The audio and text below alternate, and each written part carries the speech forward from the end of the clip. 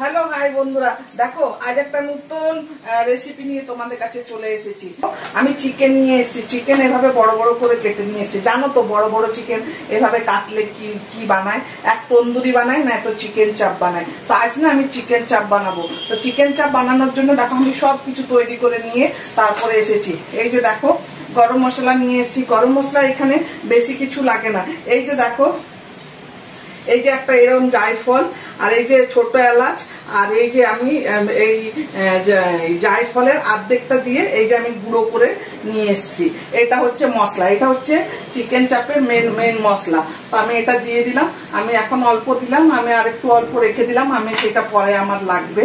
আমি কি কি দিচ্ছি এটা দিতে দিতেই তোমাদের বলছি। হ্যাঁ, আর এই যে তারপরে দিচ্ছি একটু ঘি দিচ্ছি, অল্প সামান্য একটু ঘি দিচ্ছি। আর এই তো সামান্য একটু ঘি, বেশি দেবো না ঘি, কেননা আমার রান্নার সময় আবার ঘি দিতে হয়। একটু ঘি একটু তেল দিয়েই বানাবো। আর এই যে দিচ্ছি তোমার আদা বাটা। এই যে আদা বাটাটা তো লাগবেই, ধরো অনেকটা আছে, আদা বাটা দিলাম। আর এই যে আর লঙ্কা আর রসুন আমি একসাথে বেটে নিয়েছি। এই যে রসুন আর লঙ্কা একসাথে বেটে নিয়েছি। এই যে এটা দিলাম, অল্প একটু রেখে দিলাম, আমার এটা পরে আবার লাগবে, তাই আমি এটা একটু রেখে দিলাম। আর এই যে একটু নুন দিচ্ছি, অল্প একটু নুন দিচ্ছি, না তো পরে পায়ের মধ্যে যদি নুনটা না ঢোকে, তাই আমি যখন গ্রেভি বানাবো তখন আবার আমি নুন দেবো। আর এই যে আমি বেরেস্তা বানিয়ে রেখেছি। এই যে দেখো, বেরেস্তা মানে একদম মুচমুচে করে বেরেস্তা ওইটা নয়, তো বেরেস্তার মতোই করেই বানিয়ে রেখেছি। এই যে অল্প একটু দিলাম। আর এই যে দেবো দই, মেন যেটা হচ্ছে সেটা হচ্ছে দই, বুঝতে পেরেছো তো? দই, এই যে দই দিচ্ছি। এই যে দই দিলাম, এখন একটু দেবো, আর একটু যখন হবে বানাবো যখন গ্রেভি তখন একটু দেবো। তো এই যে আর একটু হলুদ দেবো এটার মধ্যে, আর একটু লঙ্কা গুঁড়ো দেবো। তো দাঁড়াও, হলুদ আর লঙ্কা গুঁড়ো দিয়ে দিচ্ছি। তারপরে এটাকে ভালো করে এটাকে ম্যারিনেট করে বেসিক মশলাগুলো দিই। মাংসতে ধনে গুঁড়ো, জিরে গুঁড়ো কিচ্ছু লাগবে না আমার এটাতে। হ্যাঁ, এটাতে ধনে গুঁড়ো লাগবে, ধনে গুঁড়ো জিরে গুঁড়ো লাগবে না।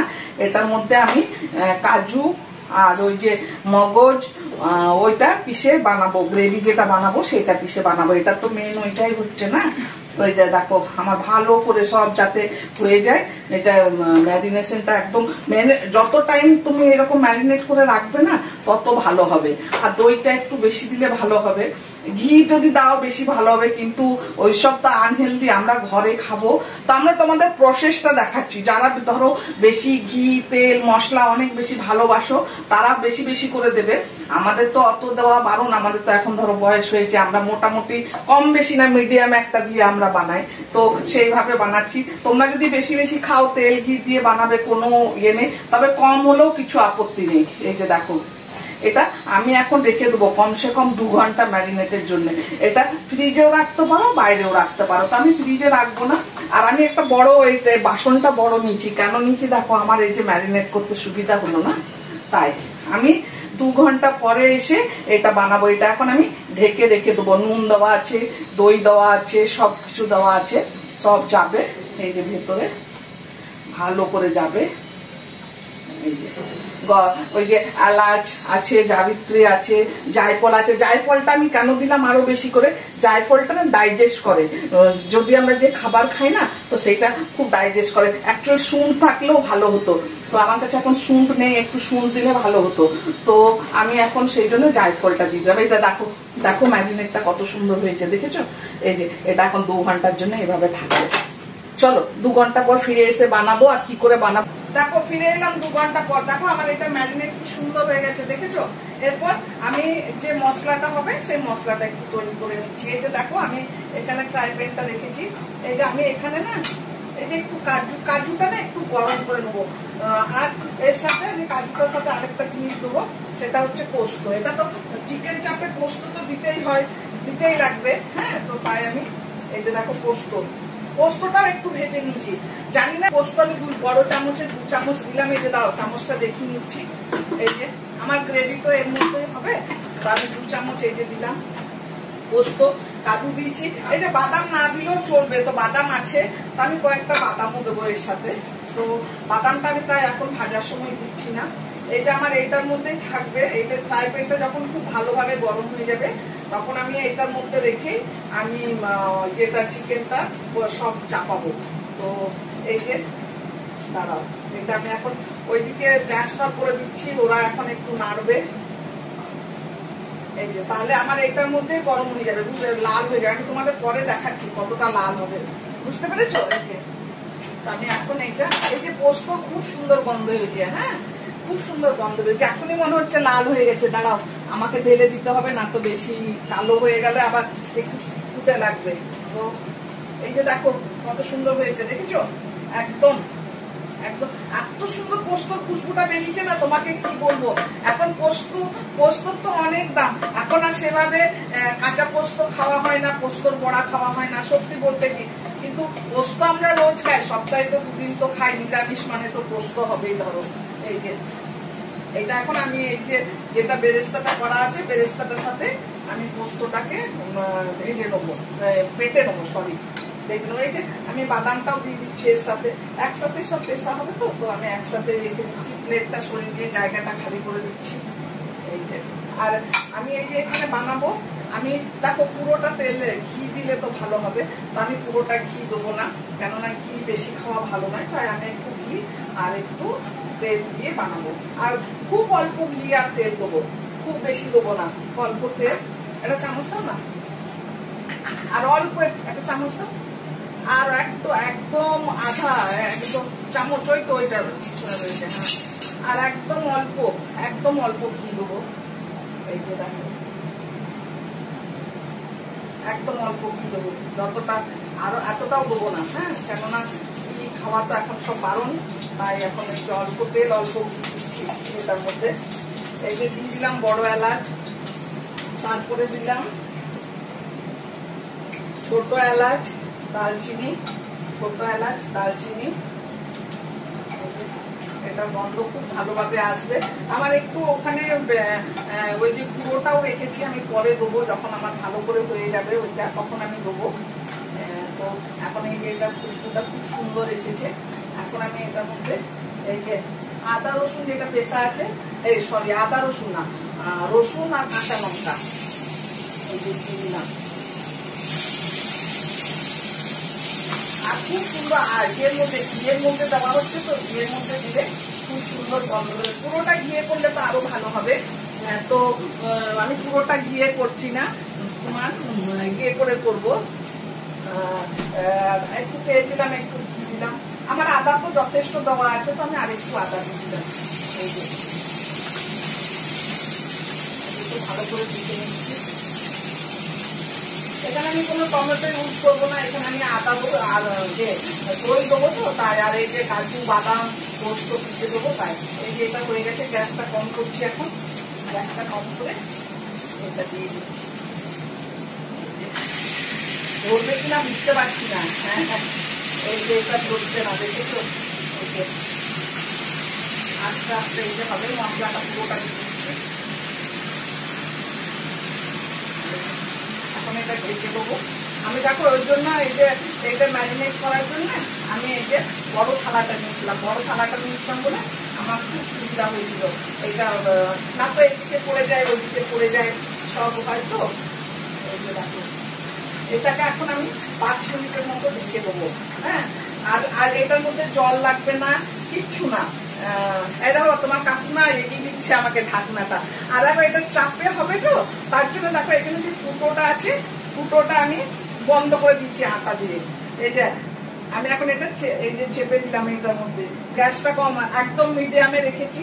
আমি মশলাটা ঠান্ডা হলে তারপরে সব পিষে নিয়ে আসবো। বেরেস্তা আছে, আর পোস্ত আছে, কাজু আছে, বাদাম আছে, চাইলে কিশমিশও দেওয়া যায়। আমি গোটা কয়েক না তো কিশমিশও দিয়ে দেবো, তারাও তোমাদের সামনেই দিয়ে দিই, হ্যাঁ, তাহলে তোমাদের বুঝতে সুবিধা হবে।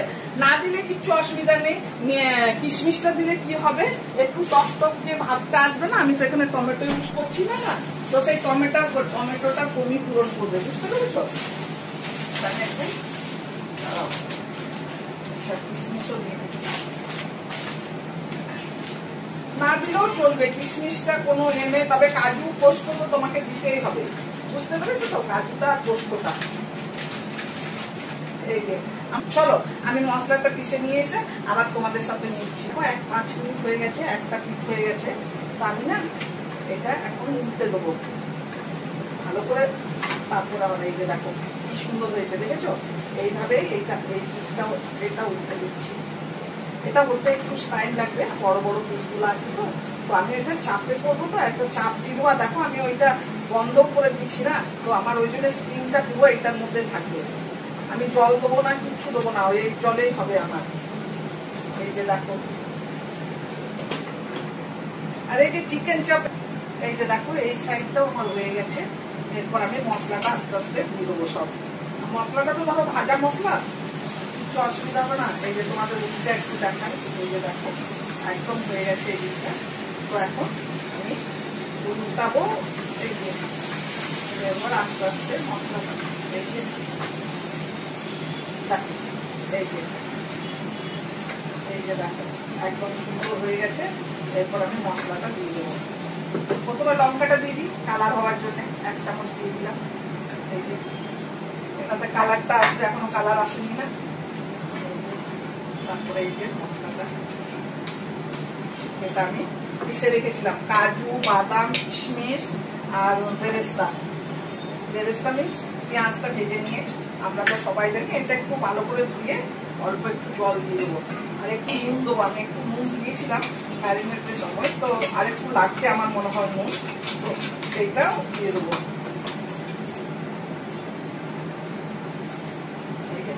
এই মশলাটা এত সুন্দর গন্ধ বেরিয়েছে না, এই গন্ধটা কেন বেরিয়েছে জানো তো? যে ভাজা পোস্তটা আছে না, পোস্ত ভাজার একটা দারুণ সুন্দর গন্ধ হয়। কোনোদিন তোমরা দেখবে কাঁচা পোস্ত ওই যে কাঠখোলায় ভেজে নিয়ে তারপরে ওটা শিলে পিষে ওইটা তোমরা খাবে, তোমরা দেখবে কি টেস্ট, যত সুন্দর গন্ধ হবে টেস্ট তো হবেই। এই যে দিয়ে দিলাম জলটা, আর কিচ্ছু দিতে হবে না, এটা ঢেকে দেবো। আঁচ একদম স্লো আছে, এটা হয়ে যাবে। এটা এই যে ঢাকা দিয়ে দিচ্ছি 5 মিনিট পর, 5-10 মিনিট পর। এই যে দেখো এসে গেছে, দেখো কত সুন্দর জল বেরিয়েছে। এই যে দেখেছো, বললাম না জল দেওয়া দরকার হবে না, ওইটাতেও জল, যে জলটা বেরোবে সেইটা থেকেই হয়ে যাবে। এই যে দেখো, এরপর এটা লাস্ট টাচ। আমি এখন দইটা দিইনি, এবারে দইটা দিয়ে দেবো 2 চামচ।